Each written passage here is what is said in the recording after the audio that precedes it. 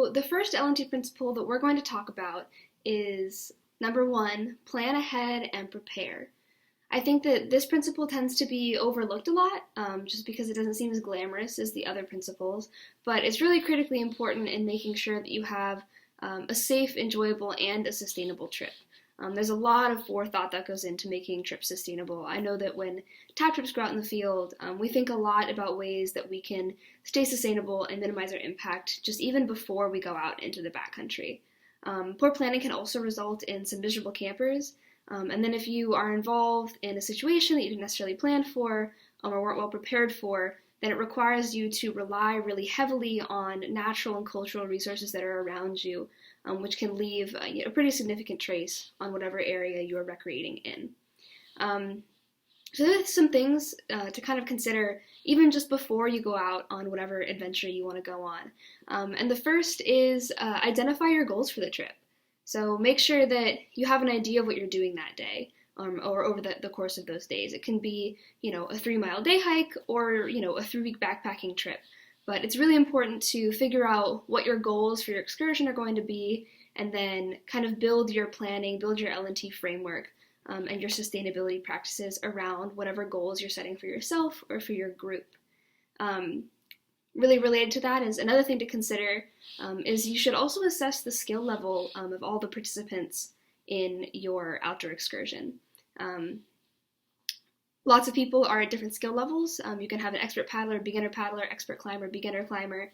Even things like hiking can be really challenging for certain individuals. And if you have an individual who happens to be really overexerting themselves, or if you have somebody who is underskilled and participating in a highly technical activity like setting up a climbing route or paddling really white water, then you can end up in an emergency situation, which is bad from a safety standpoint. You should try to avoid dangerous situations to begin with, but emergency rescues oftentimes take up a whole lot of resources and disrupt natural environments pretty heavily. And so that can have a pretty significant impact on the environment that you're in. If you think of how much wildlife you can scare just being out on a hike, imagine what a whole team of rescuers will do to the critters in an area. But more than that, it could require some actual physical restructuring of the land around you. Not saying any of that to scare anybody, but you should consider the skill level of everybody involved in your trip before you go on it. One other really important piece of planning ahead and preparing is kind of becoming acquainted with whatever area of wilderness you plan on going into before even getting there. And a really, really great resource for that is to call the land management agency that is going to be in charge of whatever public land you're going to. So a lot of wilderness is, either state park or national park, and there are definitely ranger stations that you can call, and they'll give you all the updates that you need about that particular spot of land before you even go in there. That's checking things like weather. Weather is huge for safety, and also to make sure that you are prepared to go into whatever environment you want to go into.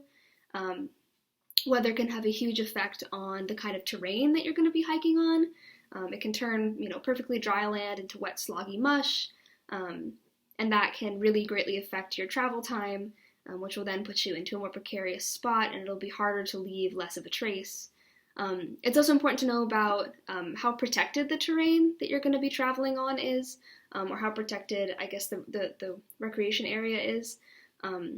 Ranger stations will oftentimes have a lot of information about closures due to animal activity. I know that I'm a climber, and a lot of the times the places that I climb are closed because raptors are nesting, and we don't want to go in there and disturb their habitat during a very, very vulnerable time for that particular kind of animal, raising their young, hatching their young.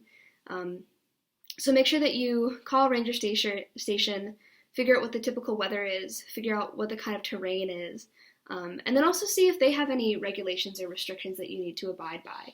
Lots of times ranger stations will have information about things like fire bans, or ways that they would prefer you to build fire or get firewood.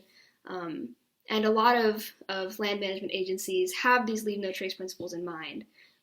They want you to come and visit. The outdoors is a wonderful and welcoming place, and it's definitely an enjoyable place to explore and to play. I love it. The Char Venture program loves it. That's why we do what we do. But it is also really important that we are following some ethics or some guidelines to make sure that we're not taking advantage of the space, and making sure that it's a place that others can go and enjoy as well. So identify your goals, identify your skill level, get to know the place you're going. So call land management agencies, get as much information as you possibly can. And then after that, you can start to decide what kind of equipment you need to bring that will allow you to leave the least trace. The simplest thing, and we'll get into that more for principle number 3, waste management, is, for instance, TAP. We plan ahead and prepare on all of our trips by bringing trash, recycling, and compost. So we bring a compost bin, we bring a recycling container, and then a trash container, depending on the kind of trip. And, we like to carry out that sustainable mission through all of our trips. And there is definitely specialized equipment that you can bring that leaves less of a trace. Plan on bringing a backpacking stove versus building a campfire, because backpacking stoves are super leave no trace. So you can kind of custom fit and pick the equipment that you want to bring, so that you can go in, have your experience, and then pack it all up and bring everything out with you, so there's almost no trace left of your presence there in that wilderness. It's really, really hard to leave no trace if you don't have the tools that you need with you to make it possible to leave no trace. Like I said earlier in the video, otherwise you're required to use a lot of natural and cultural resources that end up having an impact on whatever area you're in. So before you go out, plan ahead and prepare, and you will be on your way to leaving no trace while you're in the wilderness. And I'm going to hand you over to Ariane. She's going to go over the second leave no trace principle, which is hike and camp under